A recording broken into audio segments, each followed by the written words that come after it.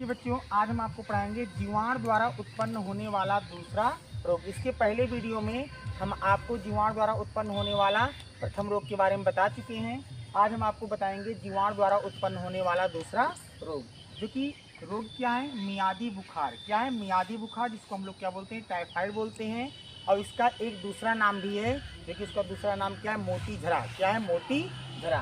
तो ध्यान दीजिएगा, यह रोग सलाख के समान जीवाणु सल्मोनेला टाइफी द्वारा आंत के संक्रमण के कारण होता है। यह जीवाणु आंत की दीवार को क्षतिग्रस्त कर देता है। और जो ये जीवाणु होते हैं, ये जीवाणु क्या करते हैं? हमारे आंत की दीवारों को क्षतिग्रस्त मतलब नष्ट कर देते हैं। पूरी तरह से क्या करते हैं बेटा? नष्ट कर देते हैं, जिससे लगातार बुखार रहने लगता है। जिसके कारण जो है लगातार बुखार रहने लगता है। नब्ज धीमी हो जाती है। और क्या होता है? नब्ज धीमी हो जाती है। जो श्वसन गति होती है, श्वसन गति क्या होती है? धीमी हो जाती है। शरीर पर गुलाबी रंग के चकत्ते उभर जाते हैं। शरीर पर गुलाबी रंग के क्या होते हैं? पहले छोटे छोटे दाने निकलते हैं, और दाने के बाद फिर फफले बन के एक मतलब बड़े बड़े क्या हो जाते हैं? चकत्ते पड़ जाते हैं। तथा रोगी को मूर्छा रहती है। और रोगी क्या रहता है? मूर्छित रहता है। यह लगातार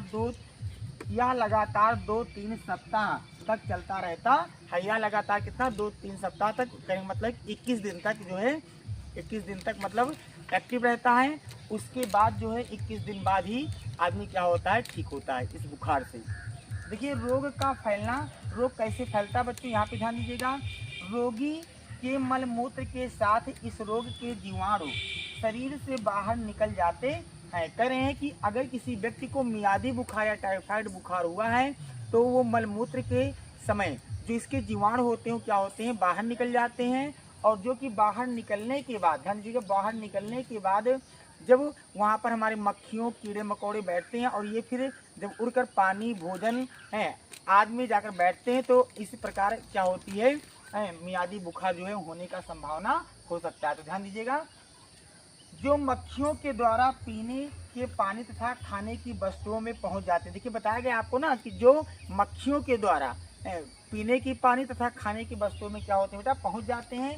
ऐसा जल और भोजन लेने से अन्य व्यक्ति को यह रोग फैल जाता है। अगर ऐसा दूषित पानी पिएंगे या ऐसा दूषित भोजन को ग्रहण करेंगे, तो अन्य व्यक्तियों को और आपको भी ऐसी बीमारी हो सकती है। देखिए उपचार व रोकथाम, उपचार और रोकथाम, इसका हम उपचार और रोकथाम कैसे करेंगे? देखिए आपको फर्स्ट नंबर में बताया गया क्लोरोमाइसिटिन नामक औषधि का इस रोग में लाभ मिलता है। ध्यान दीजिएगा बच्चों, क्लोरोमाइसिटिन नामक एक औषधि है, जिससे मतलब इस बीमारी में क्या होता है? लाभ प्रदान होती है। दूसरा नंबर है रोग के फैलने पर प्रतिरक्षण के लिए वैक्सीन का टीका लगवाना चाहिए। अगर आपको इस रोग से बचना है, इस रोग से प्रतिरक्षीकरण करना है, तो आपको वैक्सीन टीका लगवाना चाहिए। तीसरा नंबर है साफ सफाई पर विशेष ध्यान देना चाहिए। और साफ सफाई पर क्या करना चाहिए बेटा? विशेष ध्यान देना चाहिए। आसपास के स्थानों को साफ सुथरा रखना चाहिए। यदि आपके घरों के आसपास गंदगी है, कूड़े करकट हैं, जल एकत्र हुआ है, तो उसको भी आप क्या करें? साफ सफाई पर विशेष ध्यान दें, जिससे गंदगी न रहे। अगर गंदगी रहेगी तो आप बीमारी से क्या रहोगे? ग्रसित रहोगे। तो इसलिए बीमारी से अगर बचना है तो आपको साफ सफाई पर विशेष ध्यान देना चाहिए। फिर नियमित रूप से स्नान करना चाहिए। ध्यान दीजिएगा, नियमित रूप से आपको नियमित रूप का मतलब है कि लगातार, ठीक, आपको नियमित रूप से क्या करना चाहिए? स्नान करना चाहिए।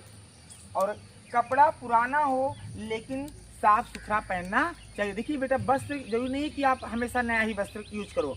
आपके पास कपड़ा पुराना हो कोई बात नहीं, लेकिन वस्त्र हमेशा साफ सुथरा होना चाहिए। अगर आपका वस्त्र साफ सुथरा रहेगा तो आप ऐसी बीमारी से संक्रमित नहीं होंगे, अन्यथा आप ऐसी बीमारी से हमेशा क्या रहेंगे? पीड़ित रहेंगे। देखिए आपको बता दे रहे हैं कि कैसे पता करेंगे कि टाइफाइड बुखार है या नहीं। देखिए आपको हम ये भी बता रहे हैं कि हम लोग कैसे पता करेंगे कि हमें टाइफाइड बुखार हुआ है या नहीं हुआ है। नहीं तो हमको जांच करवाने से पहले पता ही नहीं लगेगा, हमको जाके जांच करवाना पड़ेगा। और नहीं तो आप इतने अगर लक्षणों को जान जाएंगे तो आपको ये भी पता चल सकता है कि हमें टाइफाइड बुखार हुआ है या नहीं।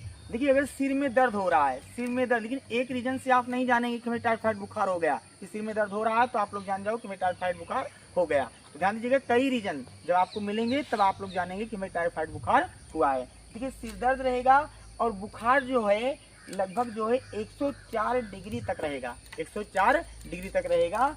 और शरीर में दर्द रहेगा, आपके संपूर्ण शरीर में, पूरे शरीर में जो रहेगा क्या रहेगा, दर्द रहेगा, ऐंठन रहेगा, आपको न बैठने में चैन मिलेगा, न लेटने में चैन मिलेगा हैं। आप हमेशा, जैसे आप लोग देखे होंगे कि गोजर होते हैं, जोक होते हैं, तो आप उसी की तरह क्या करेंगे, रेंगते रहेंगे, आपको एक राइस नहीं होती है। फिर करें जी मिचलाता है, आपकी जी मचलाता है, आपको कभी कभी लगेगा मुझे उल्टी होने वाली है हैं, लेकिन उल्टी नहीं होती है और कभी कभी उल्टी हो भी जाती है, ध्यान दीजिएगा। फिर दस्त आपको बार बार दस्त भी लगेगा, और पेट दर्द, पेट में भी दर्द रहेगा, कफ आपको कफ रहेगा, और गला आपका खराश भी क्या होगा, उत्पन्न होगा। और ये भी ध्यान दीजिएगा कि मियादी बुखार में क्या दूध पीना लाभदायक है या नहीं। तो मियादी बुखार में दूध पीना लाभदायक है, लेकिन बच्चे विशेष ध्यान देंगे कि अगर मियादी बुखार में आप दूध का सेवन कर रहे हैं तो दूध को हमेशा उबाल कर ही पीना चाहिए, कच्चा दूध का सेवन नहीं करना चाहिए। मियादी बुखार अगर किसी व्यक्ति को है तो दूध को उबाल कर ही पीना चाहिए, कच्चा दूध नहीं पीना चाहिए।